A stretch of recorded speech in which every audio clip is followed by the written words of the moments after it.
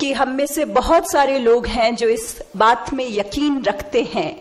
कि हमारा यह शरीर, हमारा यह जीवन परोपकार के लिए बना है, परमार्थ के लिए बना है। तो सबसे पहले तो आपने मुझे इस कार्यक्रम में बुलाकर आज का ये जो सम्मान किया है, इसके लिए मैं पूरे परमार्थ समिति के सभी सदस्यों को और आज के इस कार्यक्रम में उपस्थित सभी जो श्रोतागण है, जो मंच पर उपस्थित है, माननीय हेमा मालिनी जी से लेकर प्रत्येक व्यक्ति जो आज यहाँ उपस्थित है, जो परमार्थ के कामों को देख रहा है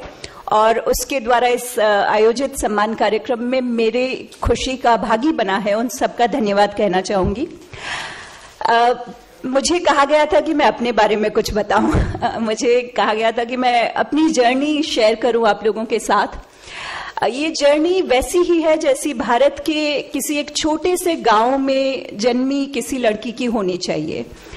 मैं राजस्थान में नागौर में जायल तहसील है एक, उसके कठौती गांव में पैदा हुई हूं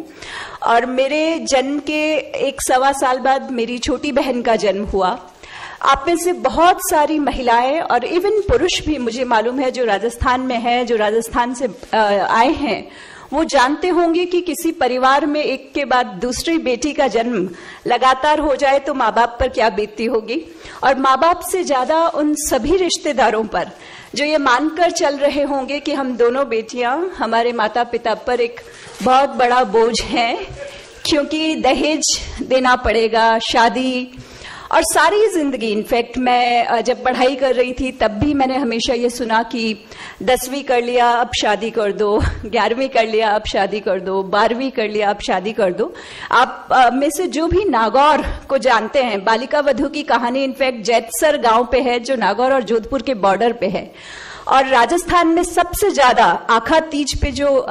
शादियां की जाती है वो नागौर में की जाती है, और जिस कम्युनिटी में की जाती है मैं उस कम्युनिटी से हूँ। और मेरे सभी कजिन्स, मेरे सभी मामा जी के बच्चे, चाचा जी के बच्चे, ताऊ जी के बच्चे, सबकी शादियां 18 से पहले हुई थी। ऐसी परिस्थिति में मेरे माता पिता ने जब यह निर्णय लिया कि 10वीं कर लिया फिर भी पढ़ती रहेगी,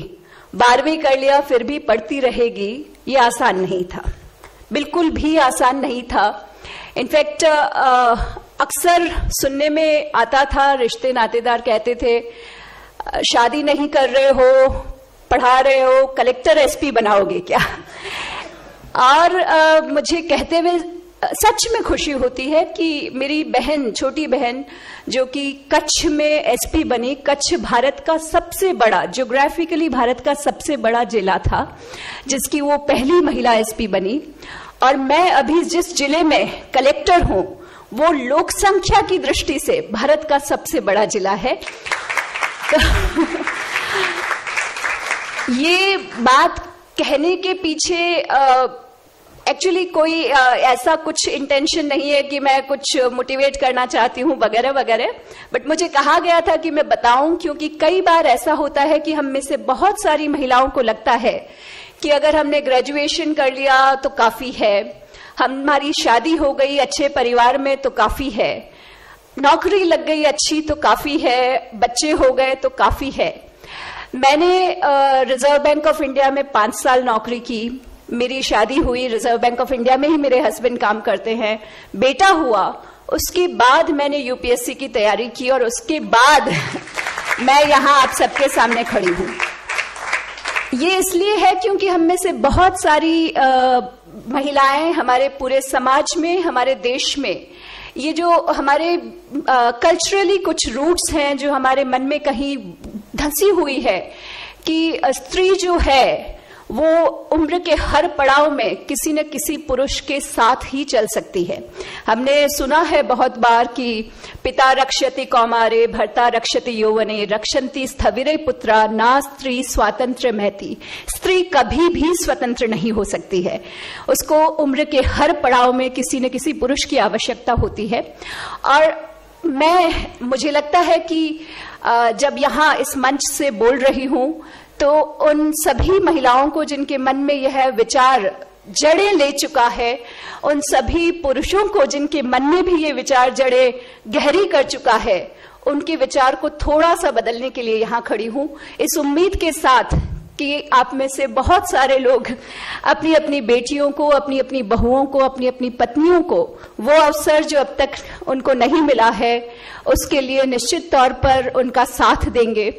क्योंकि जब कभी एक महिला अपने लिए खड़ी होती है तो वो महिला अपने लिए खड़ी नहीं होती है, वो उन सभी महिलाओं के लिए खड़ी होती है जो इस देश में है। तो जब मैं अपने लिए स्टैंड लेती हूं तो मैं अपने लिए स्टैंड नहीं लेती हूं, इस देश भर की उन सभी बेटियों के लिए स्टैंड लेती हूं जो कहीं ना कहीं किसी चाइल्ड मैरिज के शिकंजे में फंसती जा रही है, जिन्होंने बचपन से ताना सुना है कि पढ़ाई करवा के क्या कर लोगे, दहेज का बोझ समझा जाता है जब 2 बेटियां पैदा हो जाती है। और इन सारी समस्याओं को पार करने के लिए इस साल में जब हम आजादी का अमृत महोत्सव मना रहे हैं, हम हमारे देश का 75वां आजादी का अमृत महोत्सव मना रहे हैं, उस साल में निश्चित तौर पर मुझे लगता है कि मुझे